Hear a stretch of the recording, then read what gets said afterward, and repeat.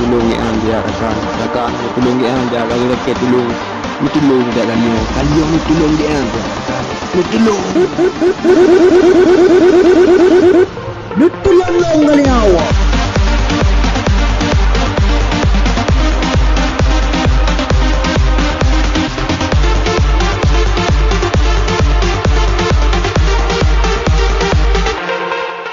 lebaknya kena misinya